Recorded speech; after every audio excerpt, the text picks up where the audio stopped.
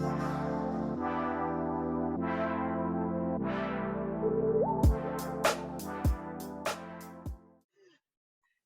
everyone. My name is Ariana Cano, and I'm the Marketing and Outreach Coordinator for the Nature Conservancy of Vermont. And I'm here today with Bridget Butler, also known as the Bird Diva. And I'm going to ask Bridget to introduce herself before we get started. Yay, Ariana, thank you so much. I'm really excited to be here. So who am I? Where am I? I'm in Northwestern Vermont. I own a small business called Bird Diva Consulting, and which focuses on doing outreach and programming around birds, bird conservation. And I think I need to add to that, like, wellness and nature, like this nature wellness connection. I don't know. We're going to fine tune that at some point. Great. And well, thank you for being here, for being part of this conversation. I think I can speak for both of us that we're both really excited to just dive into some great examples of how we make nature accessible to all and how we think about everyone when we want to share the things that we love, protect, and conserve. So I am now going to ask you about, your relationship with disability. Can you talk a little bit about that? Yeah, I don't have a relationship with disability. I'm actually an able-bodied person. And so my awareness about disability within our community came through my work birding. I have a program called Slow Birding, which came about as a way to approach birding in a way that was less competitive, less list-driven. And as I started to kind of fine tune what I was offering to folks, people started to come to me and tell me how this was helping them participate in something that they felt like they weren't a part of. There wasn't that sense of belonging or even an avenue into participating. And so from there, I really started to investigate things a little bit more to better understand what are some of the barriers that people have to birding and to nature, and how can I fine tune my work and what I'm offering to be more inclusive and accessible to people of all ability types. Yeah, I mean, this is such, I have so many questions about this because as a nature-oriented person myself, birding is a huge hobby that a lot of environmentalists, even people, that are not necessarily in this field, partake in. So can you walk me a little bit, right, for those of us, including myself, to talk a little bit more about like birding and how slow birding might be different? Yeah, yep. So birding is a verb, right? Like that's the first thing that we can start with. We can use birding as a verb, which really means that you are actively noticing birds, maybe bird behavior. And the traditional way of birding that is embraced by most of the birding community tends to be, what I call list driven. So the idea is that you go to a site, you walk through that place, and I'm going to intentionally say walk because we call them bird walks often. And you try to find as many birds as possible, identify them, kind of record what you're seeing, and you move on to the next one. So there's always this, like, I need to see the next bird, the next bird, the next bird. And I did that for a number of years. I've worked for Audubon centers all over New England, and finally got into birding after feeling like it really wasn't for me. And the reason why I felt like it wasn't for me is because people were a little bit competitive, and they were a little snooty about their knowledge, and they didn't want to tell you where this bird was or that bird was, because they wanted to have it for their own list. So there was also that component to birding that really turned me off in the beginning. I came into birding because I joined a community of birders that was more open along those lines, more willing to draw you in, help you figure things out. But it was still very identification and list driven. And so I started to question, what do I like about birding? What do I value? And really for me, what led to slow birding was this need to understand bird behaviors. And really to do that, you have to slow down and stay in one place. You can't always be looking for the next bird, right? So if you don't stay and spend some time with that robin or that song sparrow that you see, or that unknown bird, right? Can we leave it in that unknown place and just watch it anyways? You don't get a chance to see some really unique and special things. And that's where it led to for me. And the core piece of slow birding, core practice in slow birding that I teach is using the sit spot method, which is totally different than a traditional bird walk. It's staying in one place, allowing the birds and the wildlife to come back in around you, and then noticing things beyond what type of bird it is, and trying to let go of that, that need to write everything down, write all the birds down, get as many bird species as possible, complete the trail, go from this spot to this spot, and make sure you cover all the ground that you can.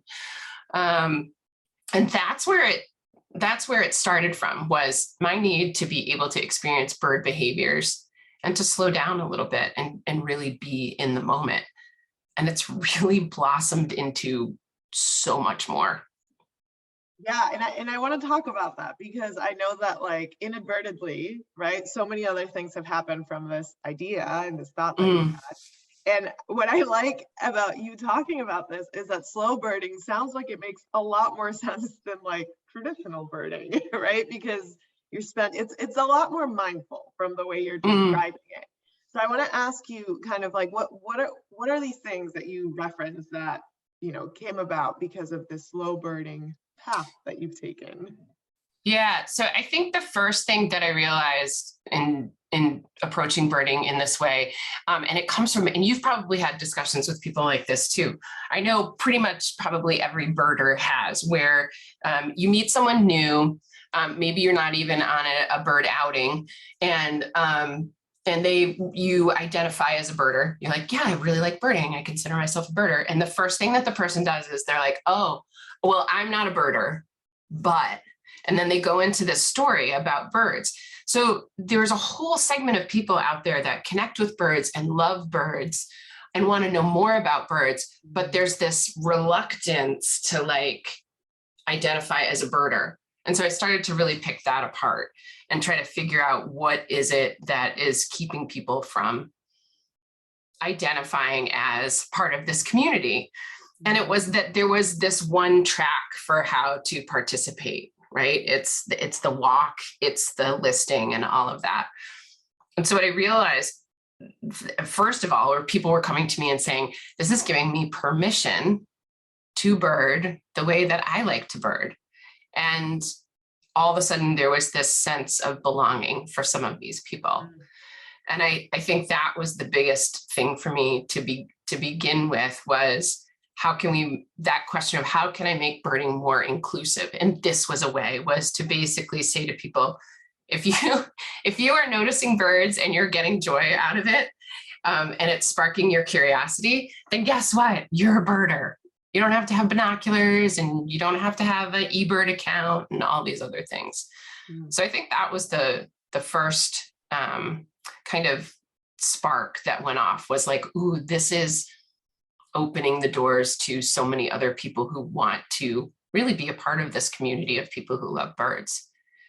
I think the second thing that happened to me personally was it taught me to slow down and be in a space and let go of a lot of other things. So I think this mindful aspect, and I don't meditate, I don't do yoga. I mean, gosh, I really wish I would walk every day, but like in terms of having a practice, a mindfulness practice or a yoga practice, or I didn't have any of those things. But what I started to realize is that sitting, being with birds, opening up my senses was mindful and was a way to meditate. And I really started to lean on it as something other than something to do to improve my bird list, or to just see birds, it became a way to take care of myself.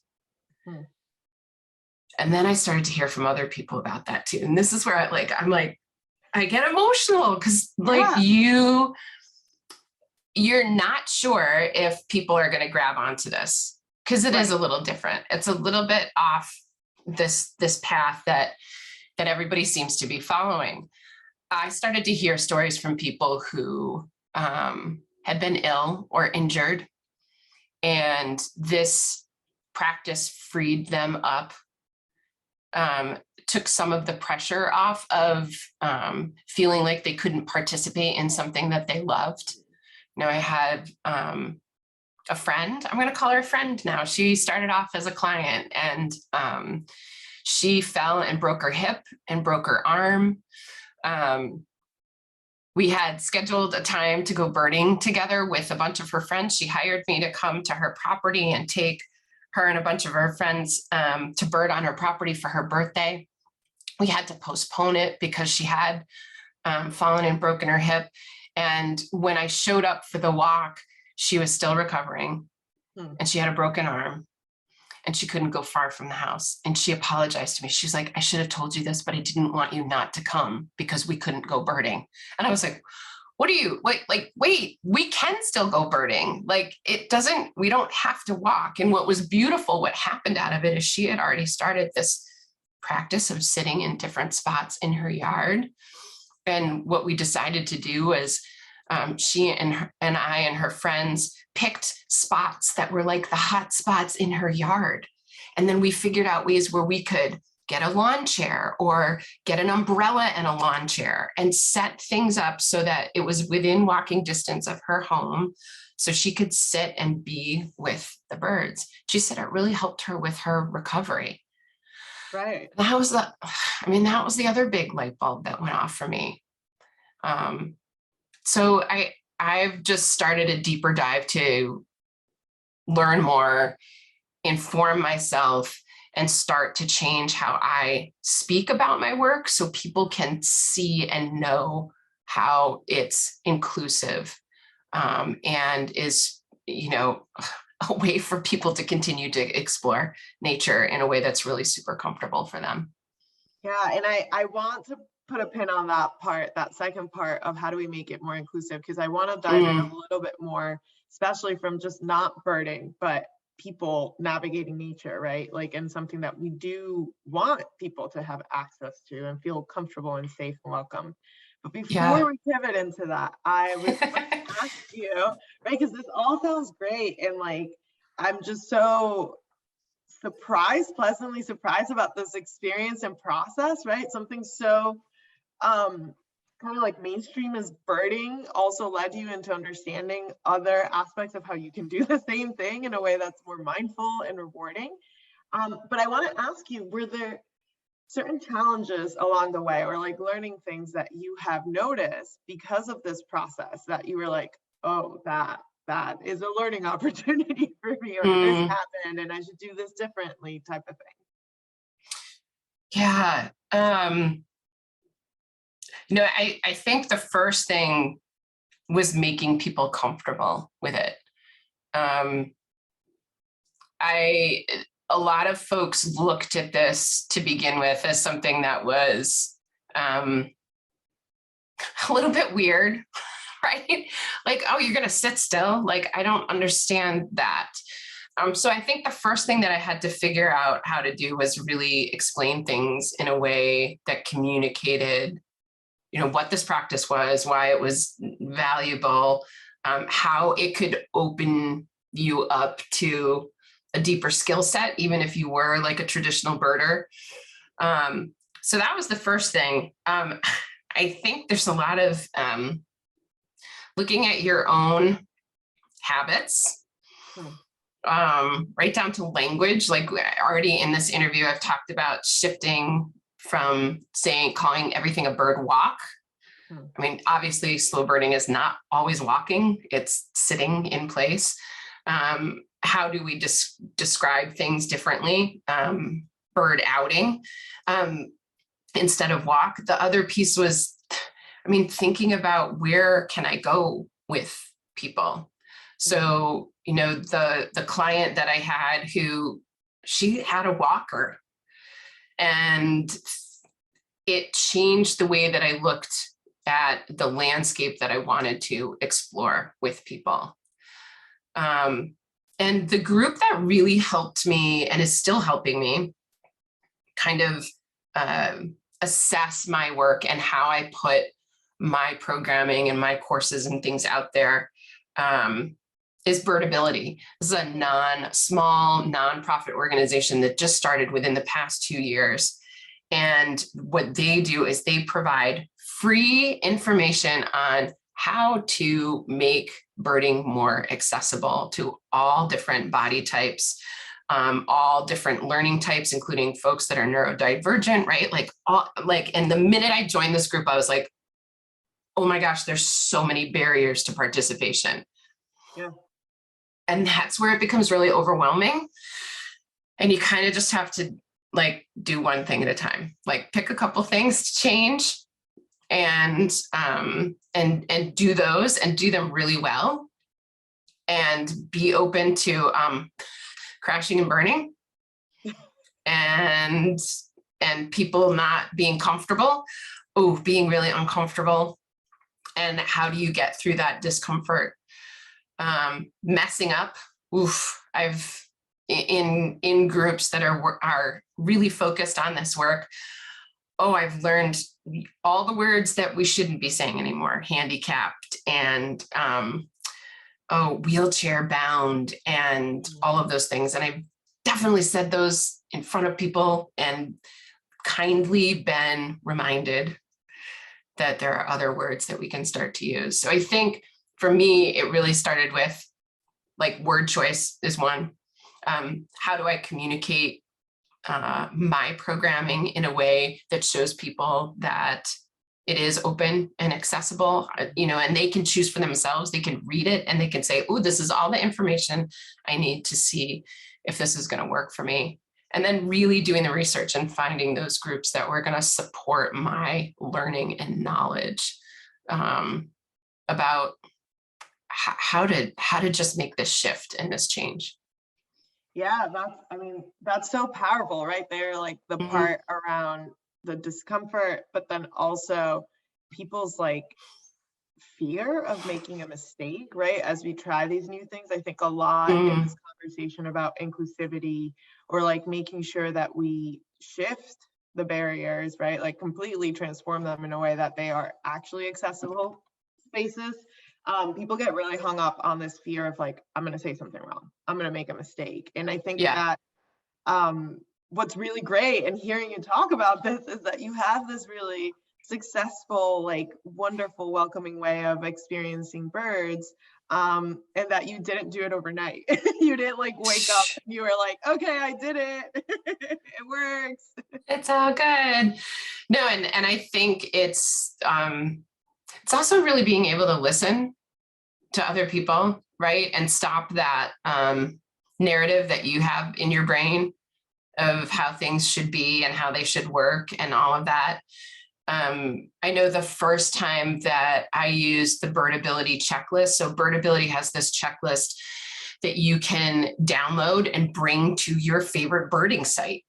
And basically it's a way for them to gather information about places that can be accessible or could be more accessible with a little bit of support and work or funding, and upload it to a map so that folks have a place to go to find sites that are accessible based on what their needs are.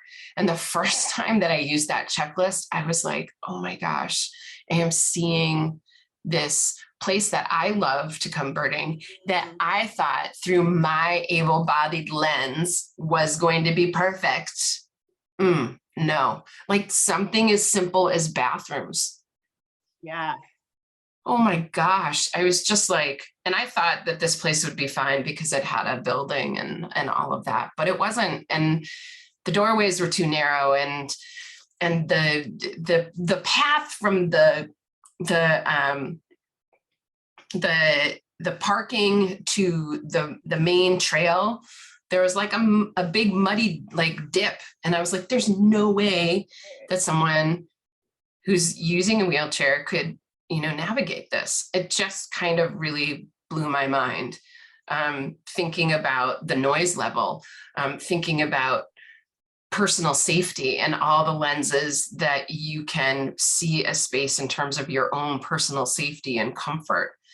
So it was a really great exercise for me to kind of expose my own blinders. Yeah, so I want to now shift, right? Because we're opening up into just, so much of what you're saying is not exclusive to birding. Like we see it everywhere.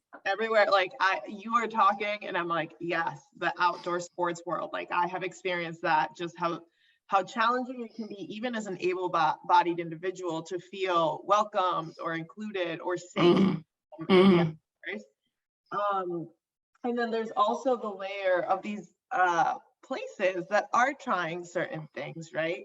And really now seems like a good opportunity more than ever, because we can't fix the past, and right now is what we have, to be thoughtful of like, okay, where should we go as environmentalists? Where should we go as outdoor enthusiasts? I read something recently about University of Vermont did a study that throughout, like peak pandemic, so the past 2 years, people resorted to nature more than ever. And it was a place that gave people a lot of, something to do, well, because we were locked down and quarantined, but also just, again, going back to the need that we have of connecting to nature, being outside, smelling the fresh air.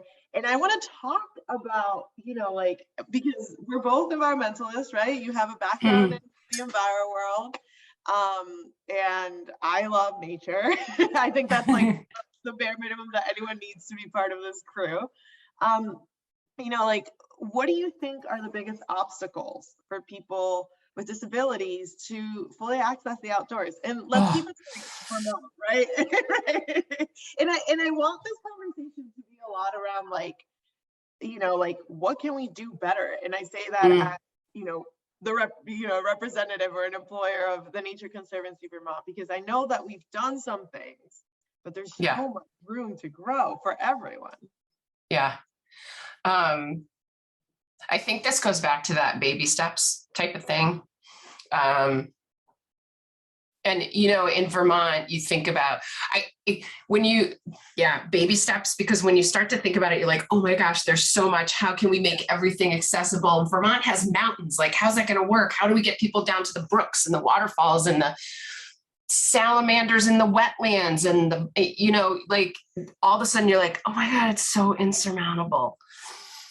But they're right. So baby steps. And I think first is like finding who your allies are in this, like who's in your community, who has the knowledge, because I don't have the knowledge. I don't know what challenges folks that are disabled are coming up against.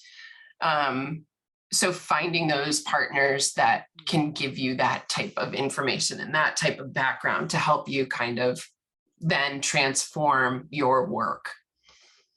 So the baby steps piece, I think really starts to get at how do we communicate with people? And so, right, if you're offering programs already, which, right, TNC does, and I do too, like we want to get people out on the land.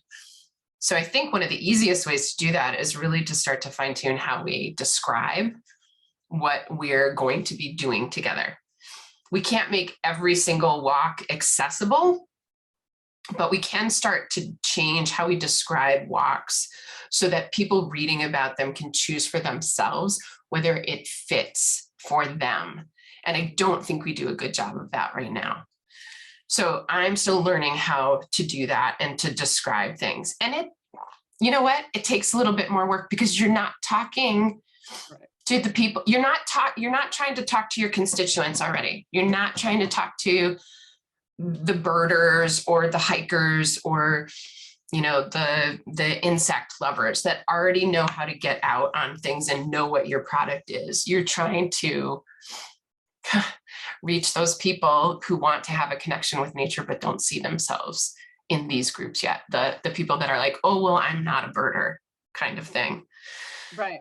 So I think it kind of starts there, and we can yeah, go ahead. Well, I was gonna like chime in and say that I think from the perspective of like, like, and I think a lot about this as an organization, right? That we have a mission to like save our climate crisis and kind of address our biodiversity loss. And the way we often do that is through these outings. And the inherent need for these organizations to recognize that our formula of just inviting birders to go out birding with the birders is not going to work in order for us to meet these goals that we have, right? Like this is like an all hands on deck situation. So there's that, like from the, I'm speaking from the objective of organizations as to like, what's in it for me? But then there's the other part of like, if you really love these places and hobbies and things like that so much, like just go the extra mile to make it really accessible to all and share it with people. So I just wanted to chime in because I think often we just do like what's easy and comfortable, but when you tie it into our actual environmental goals, like folks, we need everyone. Like everyone needs to be out here enjoying these things, or else we won't succeed. Yeah, and that's about meeting people where they're at, right? And that's about listening to what other people have to say about why they're not able to access nature, or what are the barriers to them accessing nature. And then that means a huge shift in how we think about planning our programs and our outreach. So I think the first thing is just taking what you already have and thinking about how to communicate better about what it has to offer. And then you can go through the whole kind of assessment of, are we offering enough different types of experiences that different people can see themselves in? Like, can I see myself doing that, right? And hopefully if you're explaining it well, people will be able to see themselves in that. And then trying to offer like, great, what's the continuum of accessibility? Because there's so many different ways to think about it, from from folks who are neurodivergent, or from people of color who maybe don't feel safe in the outdoors. How do we do a better job with introducing them to places that they will feel safe? What does that look like? What does that feel like? And I keep asking those questions over and over again of other people and people that I come into contact, so I can better understand that. And then I think trying to, sorry, can you hear that? Yeah. Just gonna wait a second. What is it? It's trash truck coming down the street. Okay, so the pin, we're gonna say, and then it's really about, okay, I know where I'm at. He's gonna come back. I'm like, they're gonna go down to I'm on a dead end street. So it's like, go down to the dead end, get so-and-so's garbage and come back. But typically they back down. So that's why there's the beeping. And maybe it won't be so loud now. Okay, well, let's try it. Okay. It reminds me of when I used to do stuff with Channel 5 and Channel 3, and like the airplanes would fly over while we were outside, like recording stuff, and they'd be like, hold, we gotta hold. Okay. And then I think the next big piece is this intentional planning for people with a specific type of disability. So if you wanted to make things accessible for people with mobility issues, what would that look like? Where do we need to go, right? So, and that takes more time and thinking and consideration, and probably that partner again, right? That maybe knows a little bit more about that community of people and what their needs are. Yeah, and how important it is to like build these relationships authentically. Because I think oftentimes people, like what you were saying, it's baby steps, but we also have to acknowledge that there's so many organizations that are already doing this work, right? So instead of reinventing the wheel, like how do we show up as partners and allies and say like, hey, we're here to listen. Like, what can we do? What can we do? What do you need from us? How can we support you? Instead of just like, starting your own formula in your own corner of the world without involving the people that you're actually hoping to serve. I think that, it's what it's that performative piece. Yeah. That's that performative piece. And you and I have discussed this and that's a fear, right? You want to do the right thing, right? But you don't want to be performative. So how do you get there?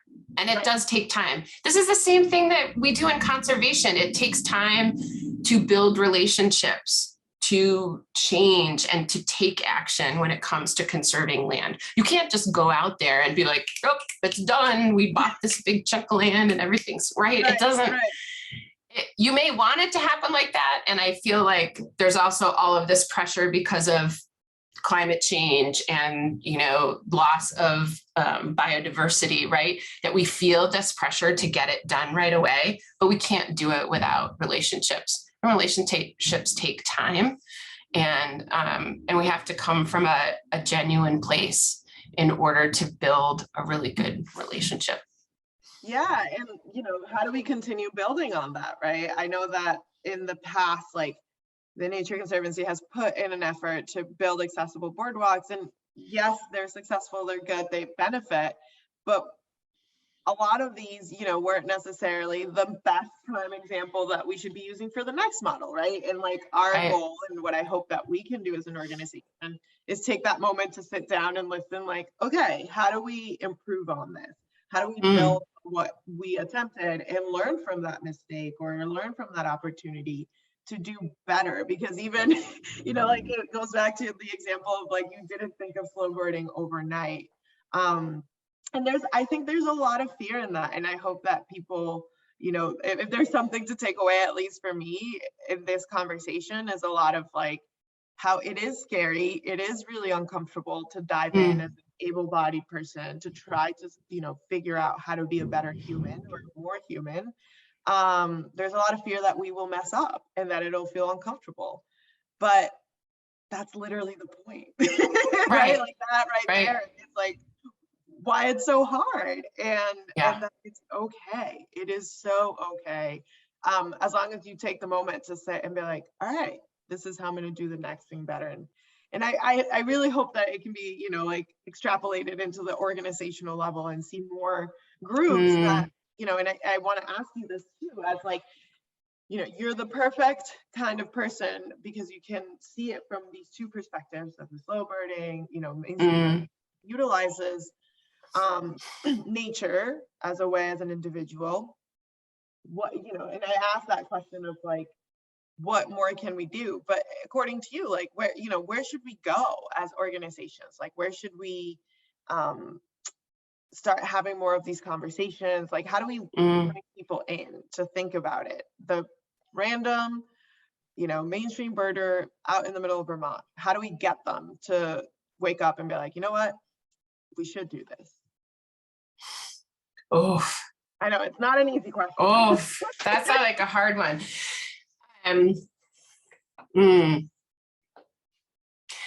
Yeah, I think what I'm learning from my experience is that you have to do your homework. You have to look internally first, personally, get that straight before you start.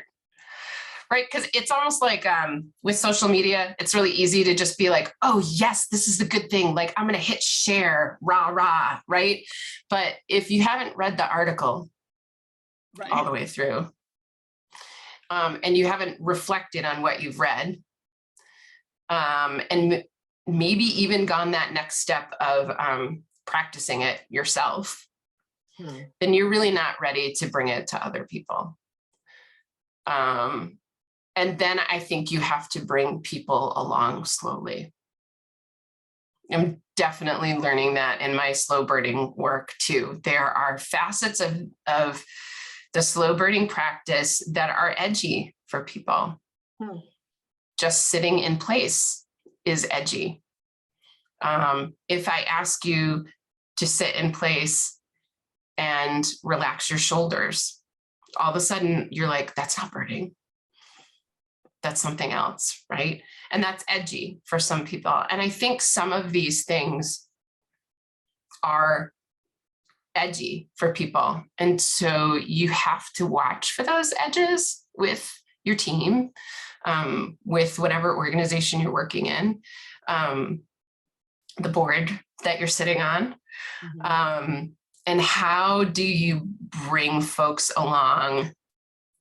And I know it can't always be slow, but how do we do this in a way that we're recognizing that this is vulnerable work, it's edgy work. It means, admitting that we're not including everybody, and that doesn't feel good.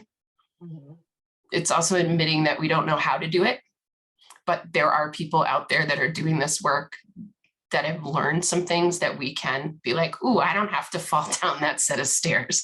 I don't have to there's other folks that are like, ooh, this is what will help you make these first few steps. So again, I think that goes back to that partnership piece and really truly listening to other folks who have experience in these areas,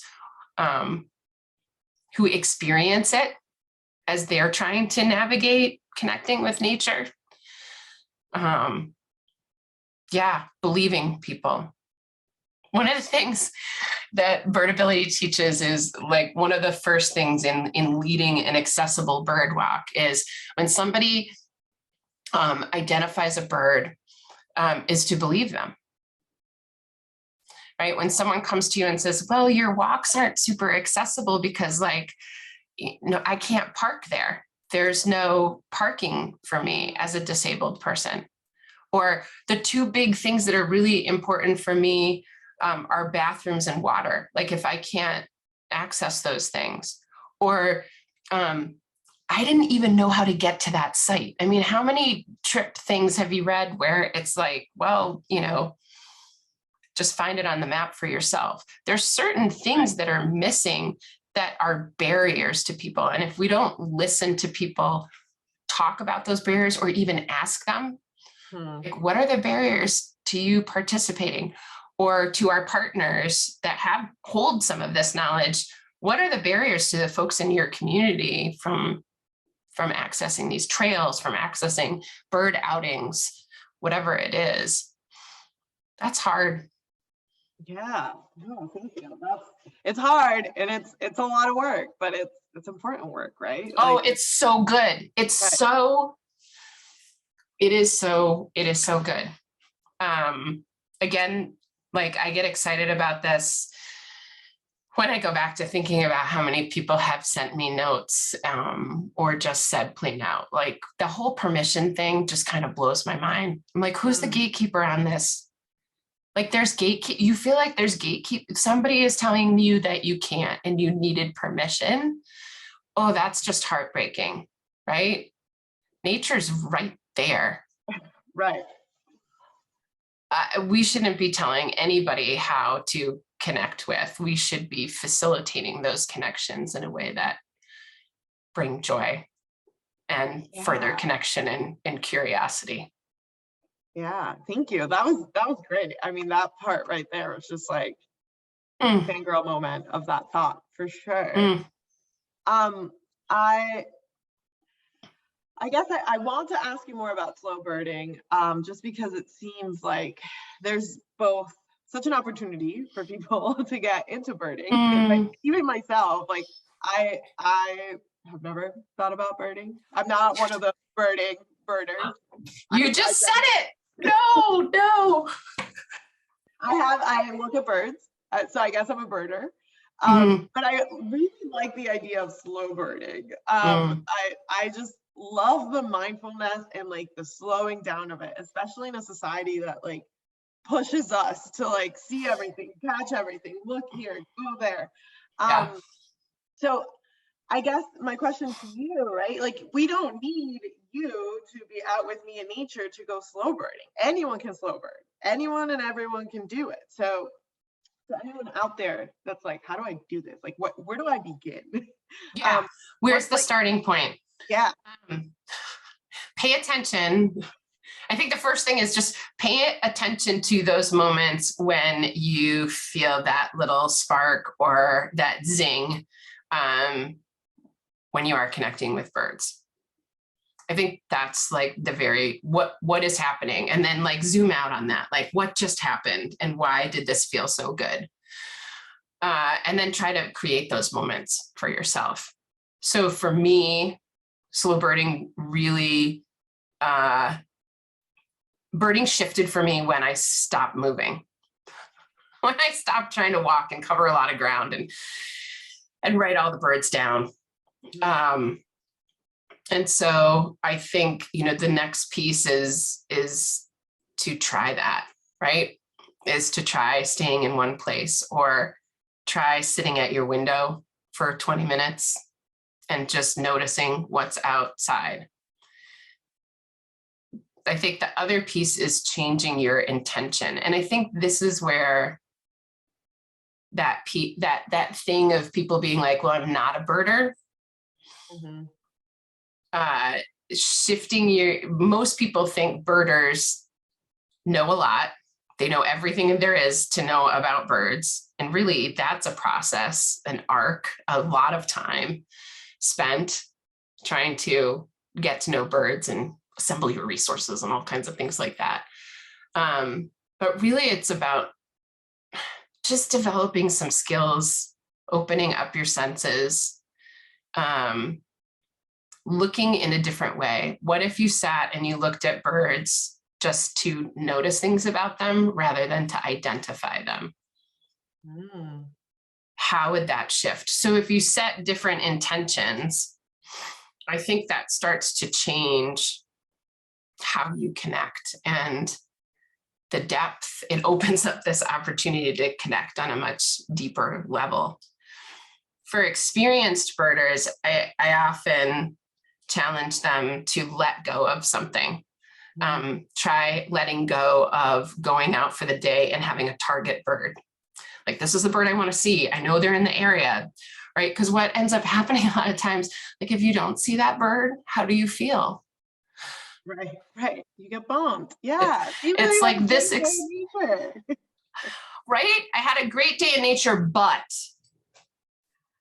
yeah, let's shift away from that. So,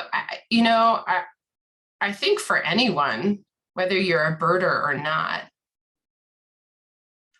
what is it, that question about what is it that you value about the time that you spend in nature? What am I getting out of it? And how do I feel afterwards? And then as you develop a practice of connecting, whether it's with birds or trees or insects or mosses or whatever it is, how do I want to feel after choosing to spend time outside, noticing these things or being in nature? How do I want to feel? And I think that then, informs your practice. I keep saying practice too. This is the other thing that's shifted for me, is that slow birding is a practice. It's not, I don't think of it as a hobby. I have to think about that some more. Because it becomes something else. It really has. For me, it's become a path to wellness. It's also become a path to connecting with the land in a different way that's much more relational than it is objectifying nature. Oh my gosh, don't, right? Right. Birding is like, right. Traditional birding is like, that's an object for me to look at, or it's an object for me to study, or it's an object for me to gather data on, right? We're always objectifying things. And I think the arc of my slow birding practice has brought me to this other place of being in relation with the land. Right. And I think that has the power to change a lot. Personally, professionally, and regionally, community-wise, like how we think about how do we connect with more people and get them to care about the land, so that we can tackle these big things like climate change and biodiversity loss. We have to help people thread that personal piece through it. And what's personal for me is not going to be personal for somebody else. But like I think a true conservationist can facilitate that relationship with the land, with the birds, with the moss, with the salamanders, whatever it is. Yeah. Yeah. No. Yeah. I don't think I have anything to add to that. That was pretty insightful and great. And just, yeah, the objectification of nature as like a hobby. I love that you tie it into like this practice of like, you know, at its core, what you're saying is be outside, enjoy sitting around and looking, and birds will show themselves to you and experience that, right? What I really love is that by using, you know, or by like naming this different form of practice, it naturally becomes more inclusive and accessible, right? It's that when we made it so extractive, when we made it this objectifying hobby, we started limiting a lot of people from that enjoyment. And how sad that is, right? Like, yeah. Again, I am coming into this as such a non-birder, apparently also birder, according to what you were saying. But yes, it's there. The second option just sounds a lot more meaningful to me, and kind of what I want to do, right? I also, this is not necessarily relevant, but in my head, when I think of birders, I think of them as good whistlers because they always can imitate birds. I can't whistle. So the whole time I'm always so like, you know, what'd you say? You're like, so I don't fit in. Exactly. It's like, I don't know how to do that. How do I talk to the birds? If I can't whistle, I guess I don't talk to the birds. But what you're saying is like, no, you, by just being there with it in a relationship aspect, you're in it, you're doing it. Yes, you are. And I think, you know, oh gosh, like the other piece to that is that in order to fit in, I need to do it this way. Right. And so everything that we see in the birding world, and maybe even everything that we see in, the conservation world, there's this perception of having to do it this one way. Yes. Or there's a mainstream way to do it, right? And so you don't feel like you fit into that. Gosh, nature and birds are really, they're really for everyone. Oh, this is where it just like,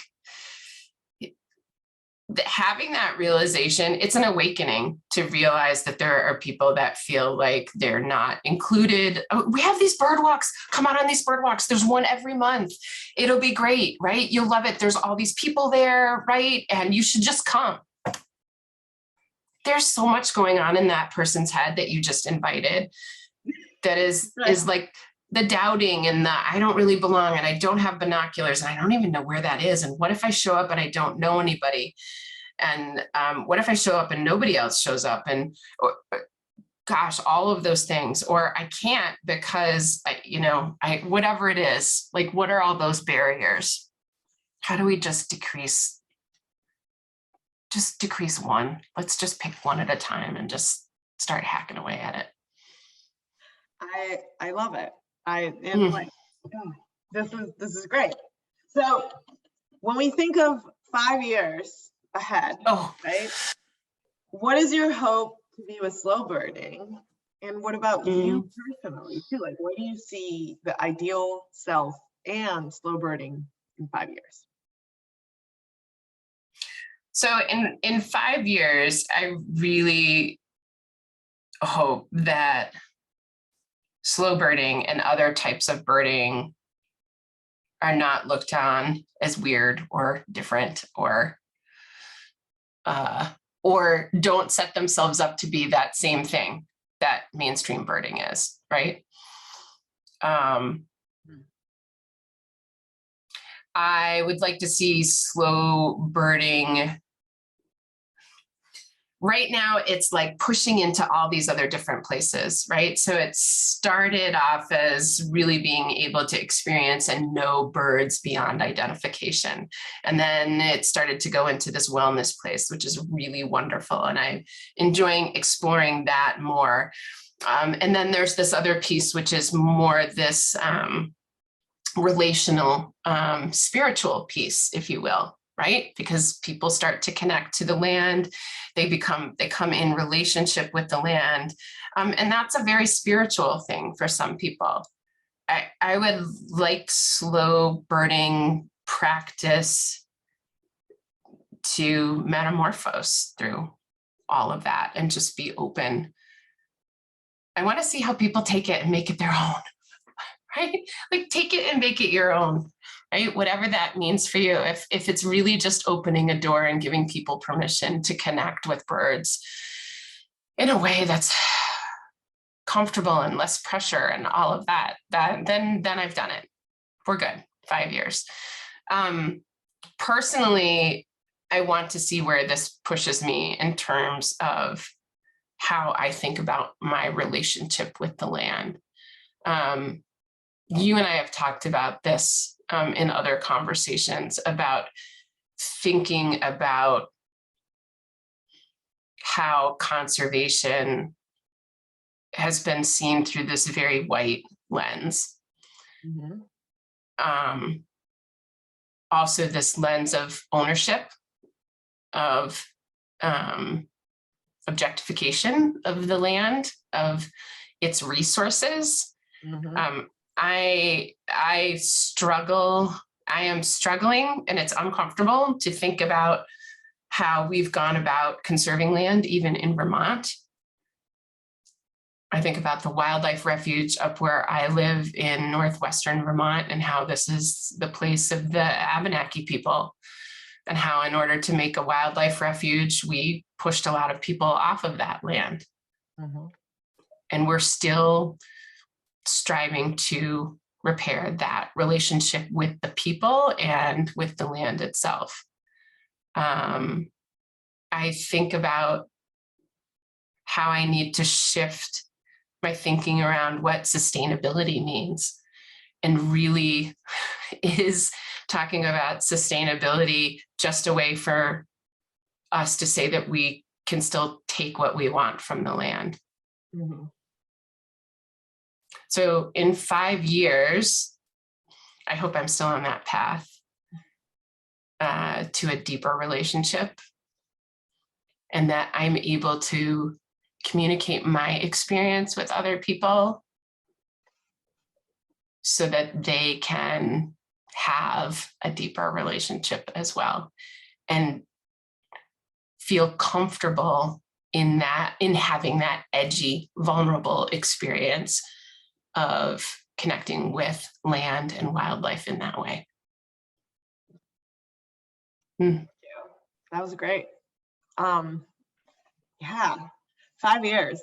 Well, I will check in 5 years and see where you're at. See where we're at. You might have to come out into the woods and find me, I think. More time in the woods. I know.